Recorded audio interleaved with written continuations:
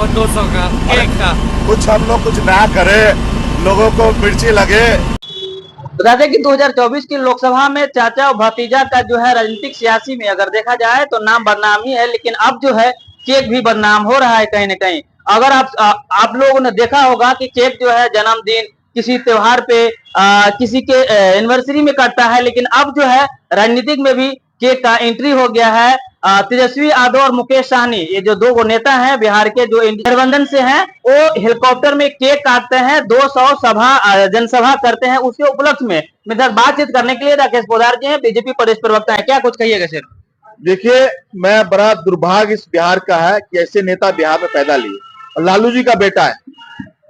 हम लोग चिंता करते हैं हमारे 13 करोड़ जनता का, जो हमारे भूखमरी से है उसको कैसे बाहर निकाले, गरीबी रेखा से किसको बाहर निकाले, उनके घर कैसे अनाज पहुंचाए, उनके घर कैसे बिजली पहुंचाए, उसके घर उनके पानी हम पहुंचाने का काम करें। लेकिन तेजस्वी जी केक काटते हैं। अरे जनता को क्या मैसेज देना चाहते हैं? बड़ा दुर्भाग्य रहता है तेजस्वी जी, इसीलिए आपको नौवीं फेल के आ जाता है। अगर पढ़े लिखे होते तो जनता की चिंता किए होते तो अच्छी लगती कि जनता की बात आपको उठाए तो मुद्दे को तो अच्छा लगता है। लेकिन आप जश्न मना रहे हैं और जा रहे हैं जनता के बीच में और केक खा रहे हैं, और केक खाने से क्या आप मैसेज देना चाहते हैं जनता के बीच में? यही मैसेज देना चाहते हैं कि मैं मौज मस्ती करने के लिए हेलीकॉप्टर पे घूम रहा हूं और आपके बीच आ रहा हूं और घर वापस जा रहा हूं।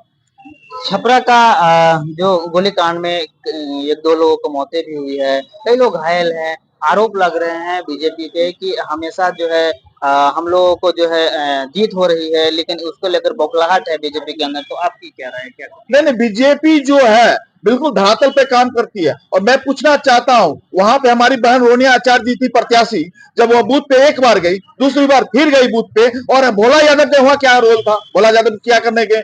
उनके विधायक क्या करने गए वहां पे?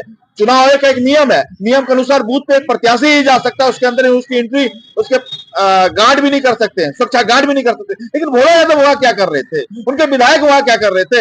एकदम जनता को आकर्षित कर रहे थे।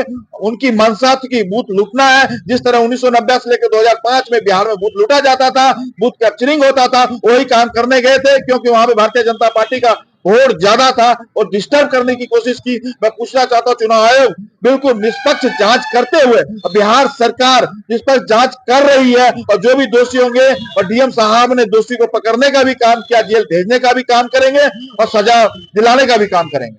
चलिए, मिशा भारती की प्रचार प्रसार अब कर रही हैं राबड़ी देवी खुद पटना पाटलिपुत्र।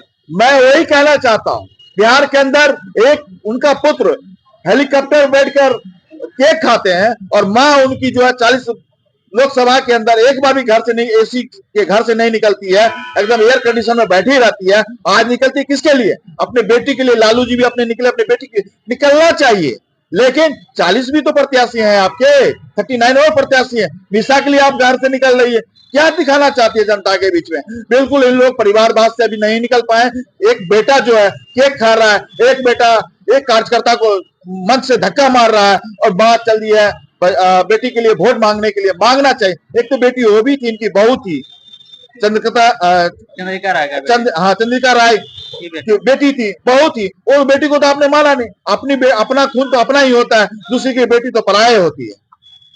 चलिए, ये थे मेरे साथ बातचीत करने के लिए प्रदेश प्रवक्ता राकेश पोदार जी, जिन्होंने इनकी बात सुनी। बता दें कि हेलीकॉप्टर में जब केक कट रही थी तो तमाम मुकेश सहनी और तेजस्वी यादव खुद कह रहे थे कि अगर हम लोग केक खा रहे हैं तो कहीं न कहीं कुछ लोगों को या कुछ भारत के नेताओं को तीखा मिर्ची लगी। बहरहाल, हमारा खबर और प्रयास आपको कैसा लगा कमेंट में एक जरूर लिखिएगा।